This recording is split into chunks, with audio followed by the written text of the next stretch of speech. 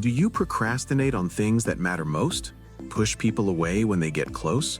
Quit right before success? Say you want change, but repeat the same patterns. That's not laziness. That's self-sabotage.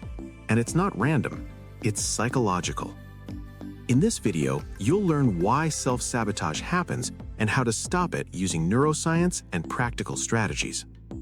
What is self-sabotage? Self-sabotage is when your actions block your own goals. You want growth, but your behavior creates delay, conflict, or failure. This creates frustration and shame. But here's the truth. Self-sabotage is usually self-protection. The brain behind self-sabotage. Your brain prefers familiarity over success, even if familiar feels painful. Why? Because familiar feels safe. The amygdala scans for threat, and success can feel threatening. More visibility, more responsibility, more expectations. If your past taught you that attention leads to criticism or failure leads to rejection, your brain may try to protect you from future pain. So it delays, avoids, distracts, not to destroy you, but to protect you. Common forms of self-sabotage: procrastination, perfectionism, negative self-talk, starting but not finishing, choosing unhealthy relationships, avoiding opportunities. These patterns reduce short-term anxiety but increase long-term regret. Why you sabotage right before success? Growth triggers uncertainty. Uncertainty activates stress. Stress activates old survival patterns. Your nervous system asks, is this safe? If the answer feels unclear, it pulls you back to what's familiar. How to stop self-sabotage. Science-backed steps. 1. Identify the hidden fear.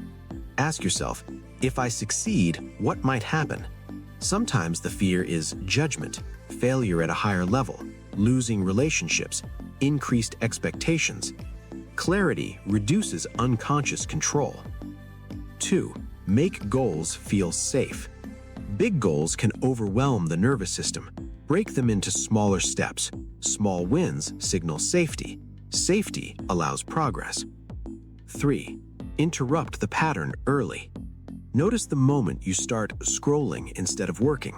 Criticize yourself. Avoid important tasks. Pause. Name it. This is self-protection. Awareness weakens automatic behavior. 4. Replace harsh self-talk. Self-sabotage often grows from shame. Replace "I always mess things up" with "I'm learning new patterns." Self-compassion reduces amygdala activation. 5. Build identity-based confidence.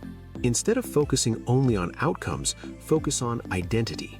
I am someone who shows up. Repeated action builds evidence.